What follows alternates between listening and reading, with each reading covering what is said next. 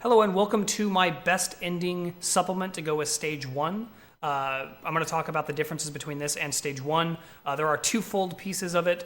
The only real major notable difference is getting the trophy or the treasure. I call them trophies. Don't ask me why, it's just my preferred thing, what I've called them from the beginning. And then because of the way the point values work, you'll likely have to get the bomb at the end of the stage, so I'll go over that as well. One thing I do want to bring up for those who are getting into best ending, you do have to keep in mind that you have to get all of the trophies without a game over. When you game over, it all resets for that. So what that means is that if you're going for best ending, you have to do it on one continue. Now for obvious reasons, when you get better at the game, that won't matter. But when you're first learning and you want to do like a just finish the run kind of thing, you will have to reset if you game over for any reason. Except for, of course, when you get to the final stage, because at that point it won't matter. So the start of the stage has one of the hardest star rides in the entirety of the category. Essentially, we're going to go straight up from where we're sitting right now, where the trophy is sitting.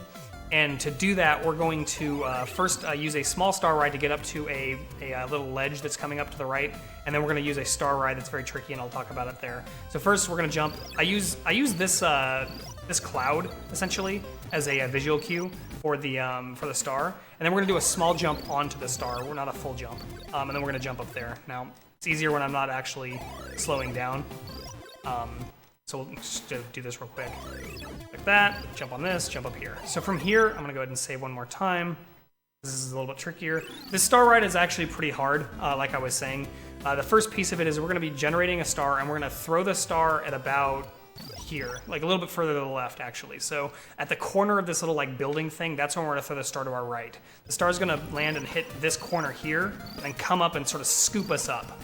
And then when we're on the star, I want to move to the right a little bit, so that I'm positioned to where I can easily jump up to the higher platform. Now the important thing about this is that to do this, we also have to be wary about hitting this bean. So there's the star ride successful right there. Because if you hit the bean, you're going to have the wrong point values. But we want to get up here with 20 points. If you get 30, it's not a big deal. But you want no more than 30 points, because we're going to do one more star ride from here. So again, just to show that one more time, we're going to jump, throw the star about here against that wall to my left, or to my right, and then we're going to land on the star, and I'm going to move a little bit to the right. I find that very easy. And then at the peak of the jump, or the star, we're going to jump again. So I'm going to go ahead and just reload this. And of course, because I'm not fast. There we go. And then we're going to go up here. The next part of this is a quick star ride. I like to just drop down from basically from right to my right here. So to do that, there's a very specific timing I use for my star ride. Essentially, I'm going to jump and throw my star from the moment I grab the trophy. So I'm going to be coming up here, I'm going to jump like that, I'm going to land on the star, and I'm going to jump down like this, or land down here, one or the other. And the reason I do this is that this is easier than the alternative, which is you can actually ride the star further to the right and then jump down from there. But that makes it so you have to land on one of the beans, and it can be very tricky to land on that every time successfully. But it is an advanced tactic. You can watch the Aqua's video for that particular piece. But now that I have 30, I'm going to grab this guy to get myself to the 40. We're going to do the same thing we would normally do. And hey, I even got a bomb. The only reason why I got a bomb, though, is because I didn't do that quickly. Again, you will more than likely not have the bomb. So if that's the case, you'll come into this stage with a setup like this. We'll have more points because this is just from the any percent piece without the bomb. But basically, you'll come up here, and because you have to do an extra star ride, you want to make sure you have either 620 or 630 coming into this point, preferably 620 so you can do that extra ride that goes to the left. If not, you'll have to skip it.